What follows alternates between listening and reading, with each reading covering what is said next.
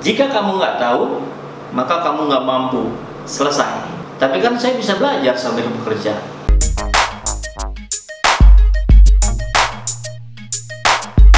Yang keempat sampai keenam ini merupakan sebuah paket.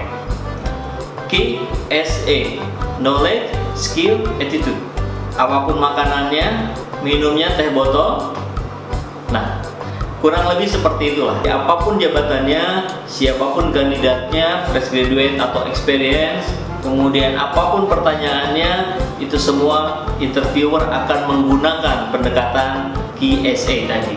Knowledge, Skill, Attitude. Knowledge atau pengetahuan mengenai pekerjaan itu, skill, kemampuan mengerjakannya, dan attitude, bagaimana cara dia menyelesaikan pekerjaan itu dengan lebih baik. Knowledge merupakan hal yang paling dasar buat bekerja.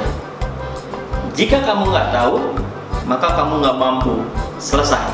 Tapi kan saya bisa belajar sambil bekerja. Ya, tapi jauh lebih baik belajarlah sebelum kamu melamar. Ingat, kompetitormu yang duduk di sebelah kamu nanti saat menunggu interview adalah kompetitor yang mungkin lebih paham, prestasi akademiknya lebih cemerlang, baru lulus kemarin sore, masih hangat dalam ingatannya tentang konsep-konsep yang baru dipelajarinya. Di interview, banyak sekali pertanyaan-pertanyaan tentang apa Anda tahu tentang, coba ceritakan tentang, apakah Anda pernah mendengar tentang, dan sebagainya. Nah, buat ngadepin tipe pertanyaan seperti itu, sebenarnya mudah. Kamu kan pasti pernah ujian lisan sama dosenmu atau sama gurumu. Nah, kurang lebih sama. Jawablah dengan sejelas-jelasnya. Persiapkan dirimu, pelajari perusahaan yang kamu lamar sebaik-baiknya, searching di internet, itu wajib hukumnya. Dan yang harus kamu ingat, informasi yang kamu pernah tulis di CV-mu itu harus benar-benar bisa dipertanggungjawabkan. Misalnya, kamu menuliskan bahwa saya mampu menggunakan Microsoft Office. Terus kalau ditanya oleh interviewernya, apa yang kamu kuasai dari Office itu? Maka jangan menjawab sum, average, count, sum, itu udah ya. Nah, walaupun itu hanya formula dasar, tapi kalau kamu bisa kemas bahasanya dengan lebih jelas, itu akan lebih baik. Sum itu untuk menjumlahkan, average untuk mencari rata-rata, count untuk menghitung berapa banyaknya data. Itu sih yang paling sering saya pakai. Nah, tentu akan beda. Kata kunci yang kelima, skill. Biasanya pertanyaan-pertanyaan berikutnya akan mulai mengarah pada skill ini. Kalau prinsip di skill ini adalah jika mampu, seharusnya tahu. Tapi masalahnya, nggak semua orang yang mampu itu ternyata tahu. Mau bukti? Contoh nih, tukang bangunan. Dia sudah sangat terbiasa puluhan tahun jadi tukang bangunan. Sudah bikin banyak gedung, banyak rumah. Tapi kalau kita tanya, Pak, itu bangunan yang 3 meter kali 3 meter, kira-kira butuh bata berapa banyak? Sepanjang pengalaman saya biasanya, jawabannya itu nggak tahu, Pak. Jadi memang ada pendapat juga. Kan kalau sudah mampu, mestinya sudah selesai. So, skill with knowledge. Mungkin, tapi jangan salah kaprah. Orang yang mampu dan tahu itu tentu jauh lebih baik dibandingkan yang mampu tapi tidak tahu. Saya yakin dia pasti akan lebih disayang mandornya, karena dia bisa merencanakan, dia bisa memecahkan masalah, dan dia bisa mengaplikasikannya. Oke, kembali lagi ke proses interview. Lantas bagaimana nih triknya ketika kita menjawab pertanyaan-pertanyaan yang ada di wilayah skill? Ingat prinsipnya, jika mampu seharusnya tahu. Jadi yang perlu kamu sampaikan adalah bukti bahwa kamu pernah menggunakan skill itu. Jadi triknya, berikan fakta, ceritakan pengalaman. Bagaimana kalau fresh graduate? Ini repot. Kenapa? Karena kan belum punya pengalaman ya. Tapi tentu ada triknya ya. Jadi triknya adalah kamu ceritakan saja secara jujur.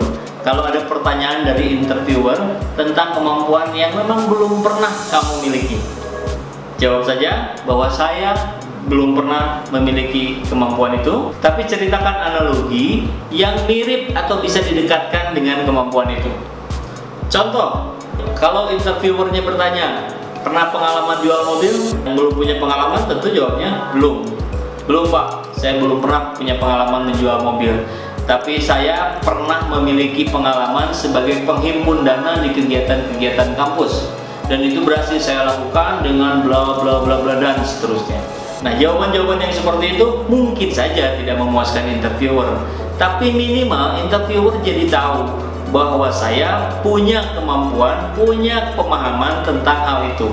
Sekarang bagaimana kalau kamu benar-benar gak punya pengalaman sedikit pun tentang kemampuan yang ditanyakan oleh interviewer tadi? Ingat pada prinsip yang tadi, jika tidak tahu, maka tidak mampu. Sekarang diasumsikan bahwa kita memang tidak mampu karena memang belum punya pengalaman itu. Tapi saya tahu, maka mungkin saya mampu. Maka triknya adalah berikan jawaban yang menunjukkan bahwa kamu tahu walaupun kamu belum punya pengalaman. Contoh dengan pertanyaan yang tadi tentang kemampuan menjual mobil. Kamu bisa jawab, ya Pak, saya belum punya pengalaman itu, tapi saya sudah ngobrol-ngobrol dengan banyak orang yang sudah bekerja menjadi sales mobil, dengan orang-orang senior-senior saya di kampus, dan saya mendapatkan informasi bahwa teknik menjual mobil itu adalah begini, begini, begini, dan diceritakan sebanyak-banyaknya yang kamu tahu. Jika tak tahu, maka tak mampu. Maka jawaban yang seperti tadi menunjukkan bahwa kamu tahu, maka mungkin kamu mampu. Oke, kata kunci yang terakhir adalah attitude. Menghadapi proses interview yang menggali attitude, biasanya ini yang paling sulit karena ini mengenai pembawaan diri kita. Jadi proses interviewnya bukan lagi mengenai knowledge yang bisa dipelajari, bukan lagi mengenai skill yang bisa dilatih, tetapi justru mengenai sikap yang secara sadar atau tidak sadar kita tampilkan. Seorang interviewer yang terlatih, mereka sangat peka untuk melihat bagaimana cara kita bicara, bagaimana cara kita berjalan, bagaimana cara kita berjabat tangan, dan segala gerak-gerik lainnya yang bahkan tanpa pertanyaan sekalipun seorang interviewer bisa melihat dan mengamati dengan cermat. Tapi tenang, bukannya tidak ada trik yang bisa kita lakukan untuk menghadapi ini. Yang pertama, sikap itu kan selalu kita tampilkan baik secara sadar maupun tidak sadar. Nah, sekarang yang berbahaya adalah yang tidak sadar. Kenapa? Karena tidak bisa kita kendalikan, betul? Maka yang pertama adalah upayakan dirimu sadar sesadar-sadarnya bahwa ketika pertama kali kamu berjumpa dengan seorang interviewer, maka saat itu juga kamu sedang diamati. Yang kedua, kendalikan sikap kamu. Caranya, memang mau nggak mau kamu harus punya kemampuan, harus punya pengetahuan tentang bagaimana cara mengendalikan sikap itu. Dan itu tentu nggak bisa dibahas di video ini. Kita bahas di video yang lainnya khusus tentang itu. Yang pasti kuncinya adalah etika profesional dan non-verbal communication. Saran saya sekarang adalah segera cari tahu kedua hal tersebut sehingga kamu bisa menunjukkan etika profesional yang baik dan non-verbal communication kamu bisa kamu tampilkan dengan lebih tepat. Intinya, dalam belajar mengendalikan sikap tentu tidak bisa langsung jadi. Anda perlu terus bereksperimen. Pelajari dirimu, pelajari temanmu, pelajari kompetitormu, bagaimana mereka bersikap, bagaimana kesan Anda terhadap mereka. Kalau kesan Anda baik terhadap mereka, maka tentu itu adalah indikator bahwa perilaku-perilakunya patut Anda tiru. Kalau ada kesan yang jelek, maka tentu harus kamu hindari. Jadi kuncinya adalah sadar akan bagaimana Anda bersikap. Oke? Saya ingatkan lagi untuk mempermudah apa yang sudah kita bahas, ini bisa kita singkat menjadi PRIKSA. P-A-I-K-S-E. Kok urusannya jadi apa saja indikatornya? Itu yang. Nah, kalau nggak ada itu akan kerasa nanti oleh skills. Pas waktu mau interview kan itu di SMS tuh ya.